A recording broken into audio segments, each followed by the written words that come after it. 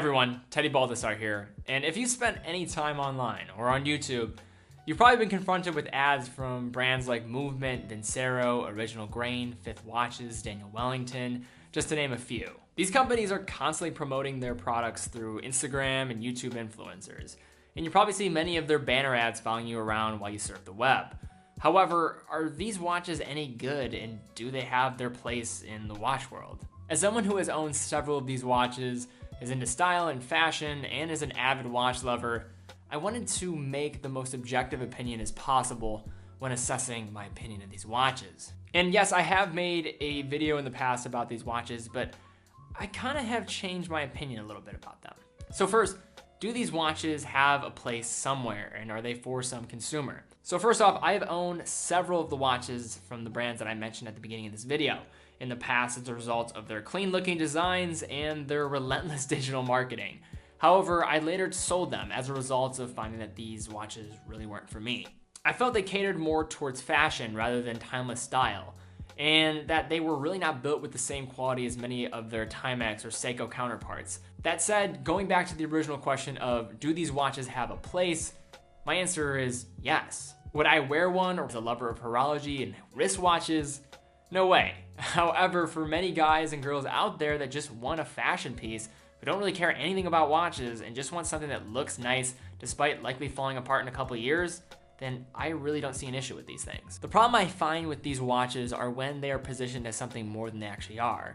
Instead of being watches that are just simply good looking and kind of cheaply constructed, sometimes I see them positioned as watches of value, that you are getting a good deal as a consumer. Of course, not all of these watches that I mentioned are from the same level of quality, some better, some worse. However, overall, I always found that these watches were lagging behind watches of similar price points with more horological gravitas. There's a popular opinion in the watch community that these watches have no place and that they are complete garbage.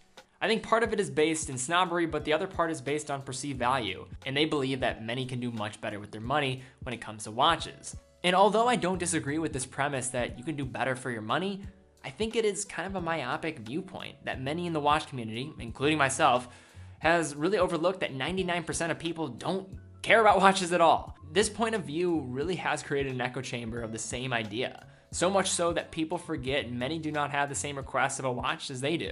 I would constantly get asked questions. What do you think of Vincero, Movement, Daniel Wellington, and what are some great alternatives to these brands that I should buy for myself or I should tell my friends about? However, deep down I knew that you can't change someone's opinion, nor were these watches probably what these individuals were looking for. For many people out there, these quote fashion watches serve a purpose. Although it would not be able to check the boxes for me, it does for millions of others. And honestly, if I can blame anybody in this scenario, I would blame many of these long-standing watchmakers for not offering updated and more stylish designs to cater to this type of consumer.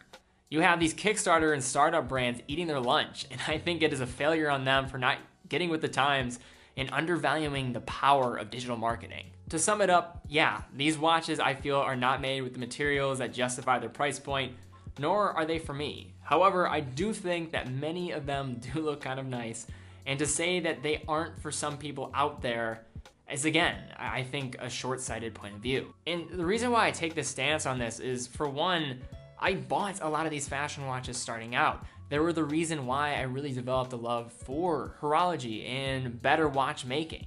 It allowed me to have this appreciation, and I think many other people could have the same pathway as I did if we just can just state it how it is. I think these watches serve a purpose in their own right.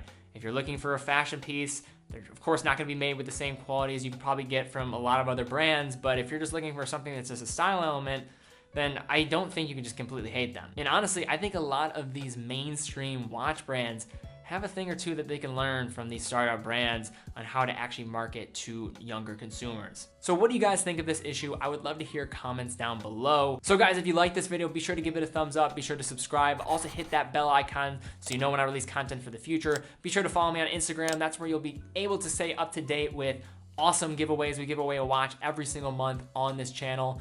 We're gonna be announcing our next watch giveaway very soon, so stay posted, follow me on there, and then also check out our Patreon. Like I mentioned just a moment ago, this whole channel is based around creating another generation of watch lovers. It's a community. That's really what I want to foster up here. So Any support on Patreon supports this community, supports this really just new wave of watch lovers that I'm trying to foster up here with my content. So guys, thank you so much for watching. Be well, and I will see you all very soon.